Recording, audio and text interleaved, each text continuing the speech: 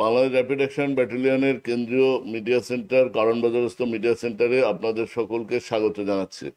উপস্থিত সকল মিডিয়া কর্মী, ইলেকট্রনিক্স মিডিয়া এবং অন্যান্য যারা ইউটিউবার মিডিয়া কাজ করেন সকলকে আমন্ত্রণ জানাচ্ছি এবং আসসালামু আলাইকুম। আমরা আজকে আপনাদের দুইটি হত্যাকাণ্ডের অভিযান এবং আসামিদের গ্রেপ্তার, একটি অপহরণ এর গুলশান থেকে অপহরণের ভিকটিমকে উদ্ধার এবং আসামি গ্রেপ্তার, এবং একটি ভাইরাল ভিডিও অস্ত্রসহ এক যুবকের ভাইরাল ভিডিও এবং সেই যুবককে গ্রেপ্তার সম্পর্কিত বিষয়ে আমরা আপনাদের অবহিত করব ইনশাল্লাহ। তো সবাই অনসেট, হ্যাঁ শুরু করি। আপনারা জানেন র্যাব সৃষ্টি লগ্ন থেকেই এই সন্ত্রাস দমন, যারা অস্ত্রবাজ, যারা মাদক ব্যবসায়ী তাদের বিরুদ্ধে জিরো টলারেন্স, তাদের বিরুদ্ধে অভিযান এবং আইনগত ব্যবস্থা নিয়ে অব্যাহত রাখছে। এই ধারাবাহিকতায় র্যাব 2 মোহাম্মদপুর, আমি পরিচিত হচ্ছে, আমি মোহাম্মদ খালেদুল হক, সিও অধিনায়ক র্যাব 2। আমার ডানে মেজর মঞ্জুল কবির, স্পেশাল কোম্পানি মোহাম্মদপুরের ক্যাম্প কমান্ডার। আমার পাশে আপনাদের অতি প্রিয় মিডিয়া অফিসার আসিফ মাহমুদ এবং আমাদের আরেকজন স্কোয়াড কমান্ডার সিদ্দিকুর রহমান। আপনারা জানেন র্যাব 2 গত 5 আগস্ট পরবর্তী সময়ে আমরা 770+ ছিনতাইকারী, মাদক ব্যবসায়ী, সন্ত্রাসী এবং যারা কিশোর গ্যাং লিডার, জুভেনাইল ডেলিকুয়েন্টস, কিশোর অপরাধ বলে যাদেরকে, গ্রেপ্তার করেছে। প্রায় 20টির অধিক কিশোর গ্যাংকে আমরা নিবৃত্ত করেছি, তাদের গ্রুপটাকে আমরা ভেঙে দিয়েছি, তাদের বিরুদ্ধে আইনগত ব্যবস্থা নিয়েছি। 70টি আগ্নেয়াস্ত্র দেশি বিদেশি আমরা এই মোহাম্মদপুর আদাবর র্যাব 2 এর আওতাধীন এলাকা থেকে আমরা উদ্ধার করেছি। 23,000 ইয়াবা আমাদের উদ্ধার আছে। জেনাবা ক্যাম্পের শীর্ষ 2 মাদক ব্যবসায়ী, মাদক সন্ত্রাসী, তাদেরকে আমরা গ্রেপ্তার করে আইনের আওতায় নিয়েছি। 1.5 কেজি হিরোইন এবং প্রায় 350 কেজি গাঁজা র্যাব 2 এর গত 5 আগস্ট পরবর্তী সময় আমরা উদ্ধার করে তার আসামিদের বিরুদ্ধে আইনগত ব্যবস্থা নিয়েছি। আমাদের এই প্রক্রিয়া, এই অভিযান অপরাধ এবং সন্ত্রাস মাদকের বিরুদ্ধে এটা অব্যাহত থাকবে। রিসেন্টলি আমি আগেই বলেছি 2টো হত্যাকাণ্ড, একটি অপহরণ এবং একটি ভিডিওর ব্যাপারে বলবো। রিসেন্টলি আপনারা জানেন যে মোহাম্মদপুরে বুদ্ধিজীবী কবরস্থানের সামনে ফজলে রাব্বি সুমন ওরফে সুমন হত্যাকাণ্ড ঘটে। দিনে দুপুরে সুমনকে সন্ত্রাসীরা প্রতিপক্ষ কুপিয়ে হত্যা করে। এটা গত 26 তারিখ দুপুরের পরে বিকালে ফজলে রাব্বি সুমনকে পিচ্চি রিপন মুন্না এবং তার সহযোগী রহিম ওরফে সানি দিনে দুপুরে প্রকাশ্যে কুপিয়ে হত্যা করে। আমরা এই অপরাধী 1 নম্বর আসামি মুন্নাকে আমরা গ্রেপ্তার করি। মুন্নার জিজ্ঞাসাবাদে মুন্নার দেওয়া তথ্য মতে আমরা যেটা জানতে পেরেছি,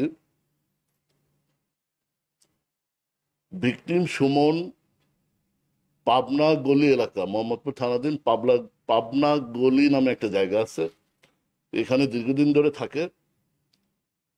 তো এক পর্যায়ে ভিকটিম সুমনের সাথে আসামি মুন্নার একটা সম্পর্ক হয় এবং আসামি মুন্না আগে থেকে মাদক ব্যবসায়ী, ছিনতাইকারী। তো এই সম্পর্কের প্রেক্ষিতে ভিকটিম সুমনও মাদক ব্যবসায় জড়িয়ে যায়। এই আসামি মুন্নার বিরুদ্ধে একাধিক মাদক মামলা, দ্রুত বিচার আইনে মামলা, ছিনতাইয়ের মামলা রয়েছে।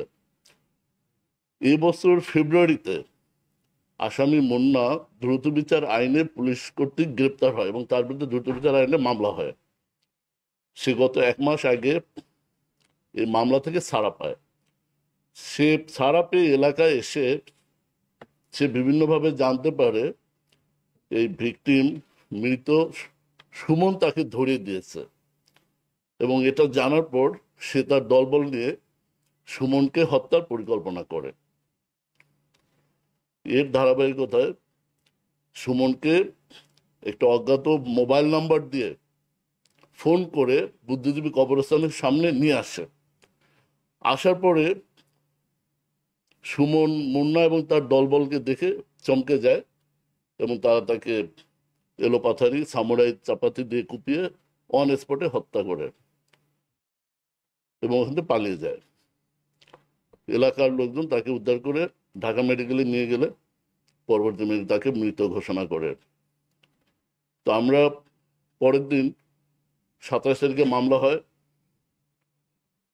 ভিকটিম সুমনের বাবা বাদী হয়ে দুইজনকে আসামি করে মামলা করে।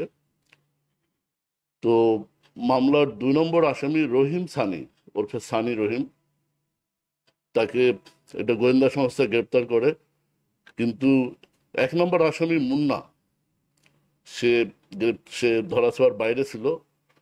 আমরা আমরা প্রযুক্তির কোনো ব্যবহার না করে ম্যানুয়াল সোর্সের মাধ্যমে, ম্যান টু ম্যান সোর্সের মাধ্যমে চকবাজার থানাধীন ইসলামবাগ এলাকায় এক রিকশাওয়ালার দেওয়া তথ্যের ভিত্তিতে আমরা মুন্নাকে গ্রেপ্তার করি। মুন্নাকে জিজ্ঞাসাবাদ এবং তার কাছে একটা ছুরি এটা উদ্ধার করি, এবং যে চাপাতি সে হত্যাকাণ্ডে ব্যবহার করে ওটা পার্শ্ববর্তী খালে বা ডোবায় ফেলে দেয়। আমরা উদ্ধারের চেষ্টা করেছি, ওটা পাওয়া যায়নি।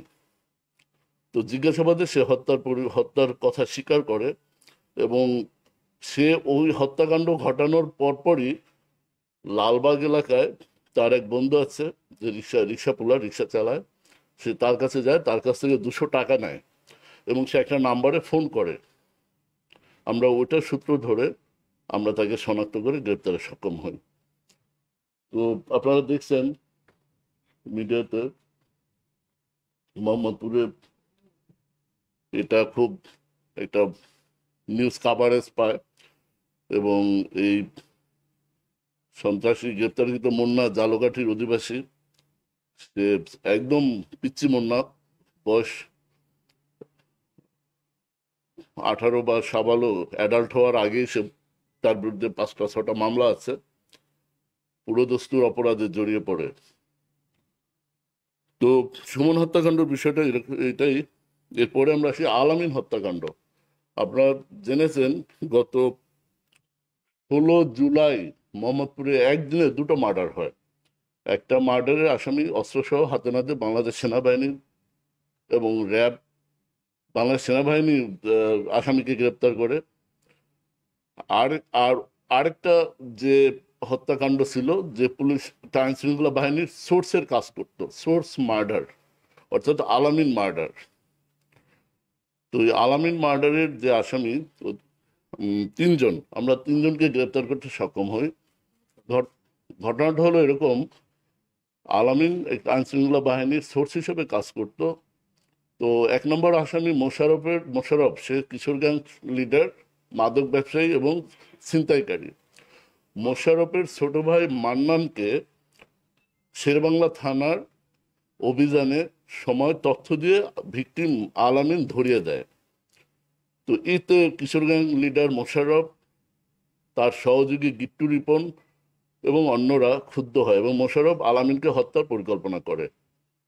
তো এর প্রেক্ষিতে মোশাররফ প্রস্তুতি নিয়ে মোহাম্মদপুর থানাধীন লাউতলা এলাকায় আকাশের মোবাইল নাম্বার দিয়ে, আলামিনের বন্ধু আকাশের মোবাইল নাম্বার দিয়ে ফোন করে ডেকে আনে, চায়ের দাওয়াত দিয়ে ডেকে আনে, চা খাওয়ার জন্য ইনভাইট করে।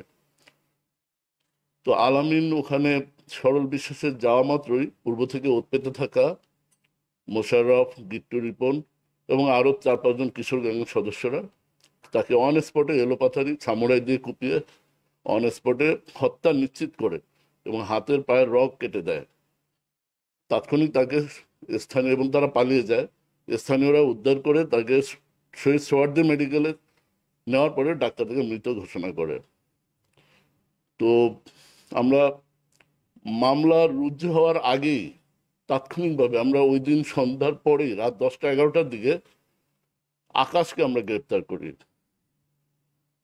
এবং আকাশের দেওয়া তথ্যের উপরে নির্ভর করে আমরা বিভিন্ন জায়গায় ম্যানুয়াল এবং প্রযুক্তি উভয়ভাবে আমরা চেষ্টা করি হত্যাকারী মোশাররফ এবং তার সহযোগী গিট্টু রিপনকে গ্রেপ্তার করার জন্য। তো একটা পর্যায়ে আমরা ভোলা জেলায় তাদের অবস্থান রয়েছে মর্মে আমরা জানতে পারি। তখন র্যাব 2 এবং র্যাব 8 যৌথভাবে দুটো র্যাবের ইউনিট যৌথভাবে আমরা ভোলা থেকে দুজনকে গ্রেপ্তার করি এবং গ্রেপ্তারকৃত আসামিদের আমরা তদন্তকারী কর্মকর্তার নিকট হস্তান্তর করি। এটা আলামিন হত্যাকাণ্ড। আমি আরেকটা বিষয় বলবো, আপনার এই যে দেখছেন আপনারা অন স্ক্রিনে, চলে যায় তৃতীয় ঘটনা, মাকসুদা অপহরণ। রাজধানীর গুলশানে মাকসুদা বেগম নামে একজন মহিলা, রাজধানীর গুলশানে মাকসুদা বেগম, বয়স 60। উনি ওনার নিজস্ব ফ্ল্যাট বাড়িতে থাকতেন এবং ওনার কেয়ারটেকার সোহেল রানা দীর্ঘ 10 বছর ধরে তার দেখাশোনা করতেন। তো মাকসুদা বেগম ভদ্র মহিলার হাজবেন্ড মারা গেছেন এবং এক ছেলে এক মেয়ে, দুজনই অস্ট্রেলিয়া সেটেল। তো তার ছেলে মেয়েরা তার দেখাশোনা করে এবং তার এক ছোট ভাই দেবর, সে পার্শ্ববর্তী আরেকটা ফ্ল্যাটে থাকে, আরেকটা নিয়ার বাই একটা বাড়িতে ফ্ল্যাটে থাকে, মাঝে মাঝে এসে খোঁজ খবর নেয়। তো এই সোহেল রানা 10 বছর ধরে কেয়ারটেকার হিসেবে মাকসুদা ভদ্র মহিলার খুব বিশ্বাস এবং আস্থা অর্জন করে। তো হঠাৎ করে বন্ধু বান্ধবের দুষ্ট বুদ্ধিতে সে এই ভদ্র মহিলাকে অপহরণের পরিকল্পনা করে। সে তাকে একটা মিথ্যে গল্প বলে যে তারা কয়েকজন মিলে একটা গুলশানে একটা ফ্ল্যাট কিনেছে, এই ফ্ল্যাটটা তাকে দেখাতে চায়। তো ভদ্রমহিলা যেহেতু বিশ্বস্ত কেয়ারটেকার, 10 বছরের বিশ্বস্ত, তাদের কথায় রাজি হয়ে ফ্ল্যাট দেখার জন্য বাসা থেকে বের হয়। তো বের হওয়া মাত্র এই অপহরণকারী সোহেল রানা এই ভদ্রমহিলাকে কেরানীগঞ্জের ওয়াশপুরে কোনো একটা বাড়িতে নিয়ে আটকে রাখে, 2 দিন আটকে রাখে এবং তার কাছ থেকে 10 লক্ষ টাকা, তার নিজের ভদ্রমহিলার ব্যাংক অ্যাকাউন্টের চেক সই করে 10 লক্ষ টাকা তুলে নেয়। তো 10 লক্ষ টাকা নেওয়ার পরে এই 2 দিনের মধ্যে তার যে ছোট ভাই প্রতিবেশী, সে জানতে পারে তার বোনকে পাওয়া যাচ্ছে না। তখন ছোট ভাই গুলশান থানায় একটা জিডি করে এবং সে আমাদের র্যাব 2 আমাদের কাছে আইনগত সাহায্যের জন্য আবেদন করে, আমাদের সাহায্য চায়। তো আমরা তখন এটাকে গুরুত্ব দেই, আমরা অনুসন্ধান শুরু করি, গোয়েন্দা নজরদারি বৃদ্ধি করি। এক পর্যায়ে আমরা এই অপহরণকারী সোহেল রানার অবস্থান এবং ভিকটিমের অবস্থান শনাক্ত করে আমরা ওয়াশপুরের ওই বাসায় রেড দেই। বাট কোনো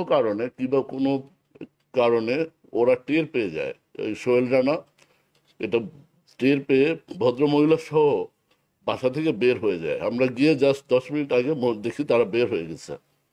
আমরা এরপর অনুসরণ করতে থাকি। অনুসরণ করতে করতে গুলশান 1-এর 23 নম্বর সড়কে তাদের বাসা থেকে আধা কিলো দূরে মহিলাকে রেখে সোহেল রানা এবং তার সহযোগী অপহরণকারীরা পালিয়ে যায়।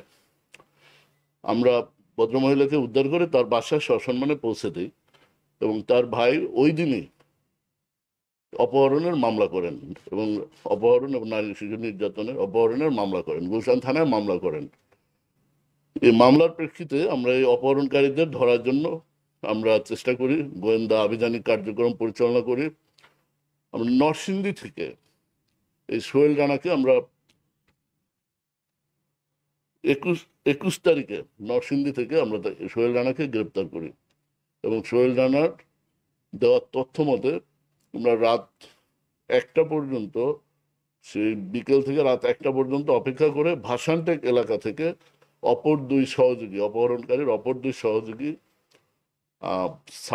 সারোয়ার হলো সোহেল রানার ভাইরা ভাই, আর আশরাফুল ইসলাম সারোয়ারের বন্ধু, এই 2জন অপহরণকারীকেও গ্রেপ্তার করি। অর্থাৎ টোটাল 3জন অপহরণকারীকে আমরা গ্রেপ্তার করি।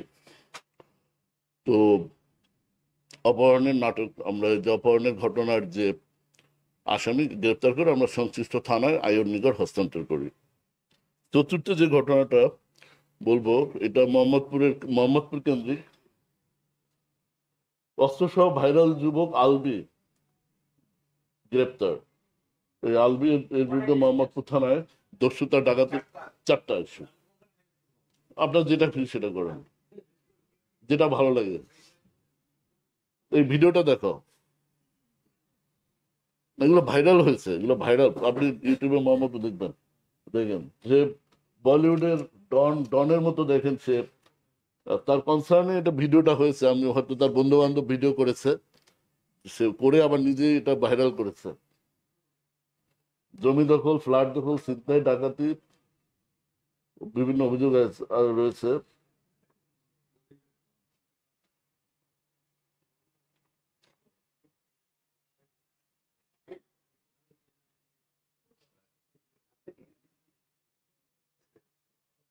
তো আমরা এই যুবককে অনুসরণ করি, আমরা এই যুবককে অনুসরণ করে এই চার যুবককে অনুসরণ করে গত 4 জুলাই তাকে আমরা অন স্পটে গ্রেপ্তার করি এবং তার কাছে সামুরাই পাওয়া যায়। সামুরাই সহ তার বিরুদ্ধে আমরা আইনগত ব্যবস্থা নিই, মোহাম্মদপুর থানায় মামলা রুজু করি এবং তাকে অনেক চাপাচাপি করি অস্ত্রটা কোথায় আছে দেওয়ার জন্য। বাট একটা লেভেল পর্যন্ত, এর বাইরে তো আমরা আর চাপ দিতে পারি না। এই লেভেল পর্যন্ত চেষ্টা করে আমরা পারিনি। হয়তো ভবিষ্যতে হয়তো অস্ত্র পাওয়া যাবে। আমরা সে কিছু তথ্য দিয়েছে, আমরা এটার উপরে কাজ করছি, হয়তো আশা করছি অস্ত্রটা উদ্ধার হবে। তো আজকে এই পর্যন্ত এই 4টা ইস্যু নিয়ে আপনাদেরকে অবহিত করলাম। আর